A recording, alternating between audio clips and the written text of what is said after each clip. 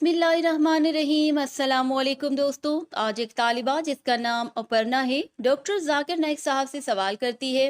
वो जानना चाहती है कि मुसलमानों में जुमे के दिन को क्यों ज़्यादा अहमियत दी जाती है। तो इस सवाल का जवाब देते हुए डॉक्टर जाकिर नाइक साहब फरमाते हैं कि सवाल ये है कि जुमे को क्यों ज़्यादा अहमियत दी जाती है।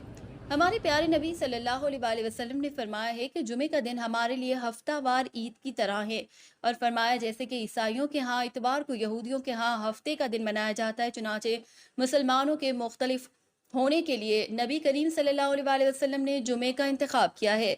और इनमें मुख्तलिफ अहादीस हैं जिनमें जुमा की अहमियत का जिक्र किया गया है। हत्ता कि एक हदीस का जिक्र है कि नूह की कश्ती उस वक्त आई और उसे ज़मीन मिल गई जब एक सैलाब आया। जुम्मा और जहाँ फ़ायदा है, लेकिन इस्लामी तनाजुर में ये हफ्तावार अहम दिन है जिसमें हमारे पास जुम्मा नमाज की जमात है, और नमाज बाजमात ज़्यादा अहम है। आम तौर पर हम दिन में 5 वक्त की नमाज पढ़ते हैं, लेकिन हफ्ते में एक बार हम जुमे की नमाज पढ़ते हैं, जो कि एक बड़ा इज्तिमा है। ये हफ्तावार ईद की तरह है और इस इज्तिमा में नमाज अदा करना लाजिम है। और इस जुमे की नमाज में, जैसा कि आज हमने दोपहर को किया था, इमाम खुतबा देता है, वो तकरीर करता है और रहनुमाई करता है। मुसलमानों की हफ्तावार रहनुमाई होती है।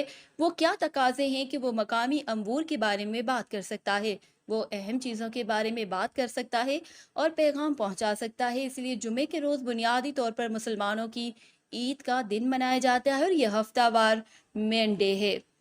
नाज़रीन, आज के लिए इतना ही। मज़ीद अच्छी अच्छी वीडियोस के लिए हमारा चैनल सब्सक्राइब कीजिए। अल्लाह हाफ़िज़।